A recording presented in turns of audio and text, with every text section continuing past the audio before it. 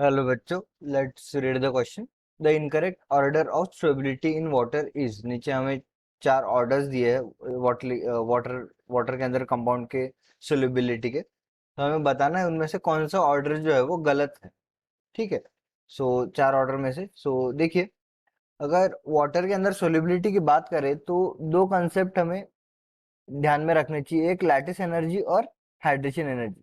ठीक है। जब एनायन, हमारे जो एनायन है वो अगर स्मॉल साइज के हो तो लैटिस एनर्जी का कंसेप्ट हम लगा सकते हैं। और अगर एनायन हमारे बड़े साइज को, एनायन इज बिग, तो हम जो है वो हाइड्रेशन एनर्जी का कंसेप्ट लगा सकते हैं। ओके। तो देखिए, लैटिस एनर्जी का कंसेप्ट क्या है। लैटिस एनर्जी का हम अगर देखें तो charge is inversely proportional, sorry, charge upon radius, Q1 Q2 upon R2. Q1 Q2 is charge and R1 is radius. So जितना छोटा वो एटम या फिर जितना छोटा मॉलिक्यूल रहेगा उसकी लैटिस एनर्जी उतनी ज्यादा रहेगी। ओके।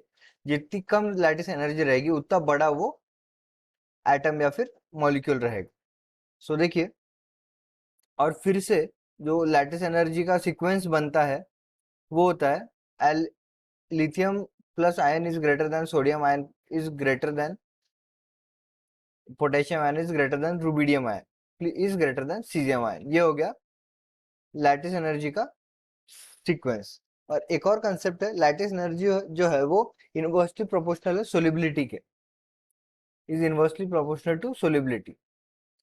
इसी से हमें कंक्लूड कर सकते हैं कि लैटिस एनर्जी के हिसाब से जितना कम रेडियस उतनी कम सोलिबिलिटी, जितनी जितना बड़ा रेडियस उतनी ज्यादा स्टेबिलिटी, क्योंकि ये दोनों जो है इनवर्सली प्रोपोर्शनल है।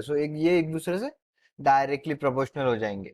हो गया। फिर ये देखिए, लैटिस एनर्जी का ऑर्डर देख लेते हैं हम। Ca plus ion, calcium plus ion is greater than Sr plus ion is greater than Ba plus ion. ये हो गया लैटिस एनर्जी का सीक्वेंस। अभी सोलिबिलिटी का सीक्वेंस जो है ये इसका एकदम अपोजिट होगा। Ca+2 आयंस जो है ये सबसे कम रहेगी सोलिबिलिटी में। Calcium plus two ion is least soluble, फिर उसके बाद आएगा Sr+2 आयन, फिर उसके बाद आएगा Ba प्लस आयन। ये हो गया सोलिबिलिटी। अगर ऑप्शन फर्स्ट देखे तो ये जो सोलिबिलिटी है वो सही दी है। ठीक है। फिर अभी हमने यहाँ पे जो है सोलिबिलिटी का ये जो लैटिस एनर्जी की ऑर्डर है, अभी लैटिस एनर्जी की ऑर्डर जो है वो इनवर्सली प्रोपोर्शनल सोलिबिलिटी मींस जिसमें सबसे ज्यादा लैटिस एनर्जी होगा वो सबसे कम सोल्यूबल होगा। जिसमें सबसे ज्यादा लैटिस एनर्जी होगा वो सबसे कम सोल्यूबल होगा। बी में जो है लिथियम, सोडियम और पोटेशियम का हमें सीक्वेंस देखने मिल रहा है। और वो जो है वो बराबर सीक्वेंस है क्योंकि उसमें सोडियम सबसे ज्यादा सोल्यूबल है। वो बराबर है क्योंकि उनमें सबसे कम लैटिस एनर्जी है। सबसे कम सोल्यूबल है लिथियम और सबसे ज्यादा सोल्यूबल है पोटेशियम, क्योंकि लिथियम में सबसे ज्यादा लैटिस एनर्जी है as compare to that potassium में जो है वो कम लैटिस एनर्जी। हमारा बी भी बराबर हो गया। फिर उसी उसी कंसेप्ट से हम सी भी जो है वो देख सकते हैं। उसी कंसेप्ट से हम सी ऑप्शन जो है वो सॉल्व कर सकते हैं, क्योंकि देखिए सी में सीजियम, फिर उससे ज्यादा रुबिडियम, फिर उससे ज्यादा है पोटेशियम। ओके। फिर उसके बाद आता है ऑप्शन डी। ऑप्शन डी की अगर हम बात करें, ऑप्शन डी में जो है वो हाइड्रेशन एनर्जी यूज होगी, क्योंकि ये जो है इनके आयंस बहुत बड़े हैं। ओके। Be+2 आयन जो है Mg+2 आयन और Ca+2 आयन, ये बड़े आयन है और इनकी सोलिबिलिटी ऑर्डर ये है। Be सबसे ज्यादा सोल्यूबल है, फिर उसके उससे कम Mg है और सबसे कम Ca सोल्यूबल है।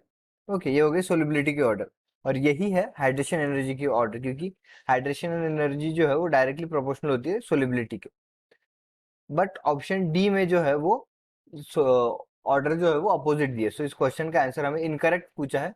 बाकी सारे ऑर्डर जो है वो करेक्ट है, बस ऑप्शन डी जो है वो इनकरेक्ट है। इस क्वेश्चन का आंसर आएगा option D. I hope you understand the explanation. All the best.